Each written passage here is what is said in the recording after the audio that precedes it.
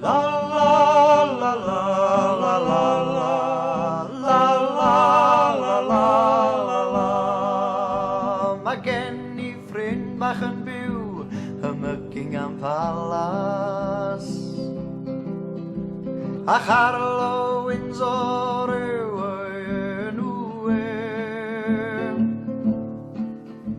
Tro diwethaf es I gnoco ar y ddrws o'i di, daeth o'i fam i'r drws a medde wrtho I. O, Carlo, Carlo, Carlo ar y bolo eddi, eddi. Carlo, Carlo, Carlo ar y bolo gyda dadi, dadi.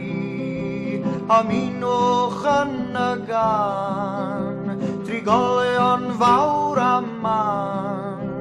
O'r diwedd mae gynnon ni bryns yng Ngwlad y Gan.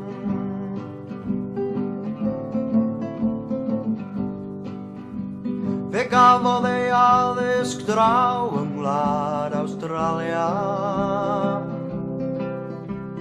ac yna lan I Scotland yr aeth o. Colofn y diwylliant Cymraeg, cyfrannwr I dafod y ddraig, aelod o'r urdd, gwersyllwr ercyn co. Carlo, Carlo, Carlo ar y bolo heddi, heddi. Carlo, Carlo, Carlo ar y bolo gyda dadi, dadi. Aminwch yn y gan, trigolion fawr a man.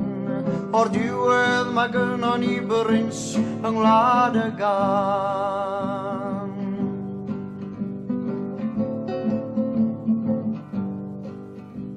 Bob wythnos mae e'n darllen y Cymro ar faner, yn darllen Dafydd ap Gwilym yn I wely bob yn nos. Mae dyfodol y wlad ar iaith yn agos at I galon fach e, a mae e'n fwy o genedlaetholwr na'r FWA. O, Carlo, Carlo, Carlo ar y bolo heddi, heddi. Carlo, Carlo, Carlo ar y bolo gyda dadi, dadi. Aminwch yn y gan, trigolion fawr a man. O'r diwedd mae gynnon ni bryns yng Ngwlad y Gan. The response to the call to arms was overwhelming. From the towns and farms, the flower of Wales answered the call of duty. In the face of overwhelming odds, the flag of revolt was raised, and the country was rocked by explosions. As for the first time in 500 years, the people of Wales fought back in an effort to make Wales free and to take her place amongst the nations of the world. I'll give you some more of the old marching songs that we had in those days. Tramp, tramp, tramp, the boys are marching.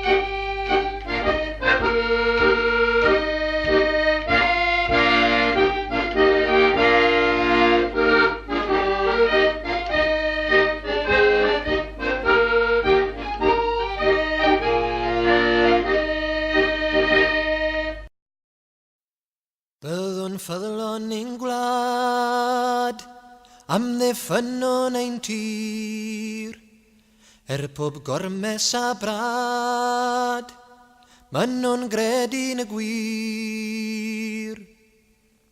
Tra bo hael yn y nen, tra bo diw un un ben, be fydd ysbryd y becan fyw yn y refael wen.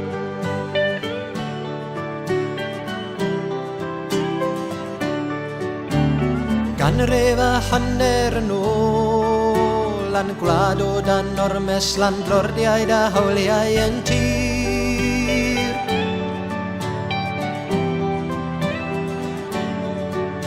Daeth gwrog arnabodd i fyny ei rhydded i'r werin, i gael cerdded i thir.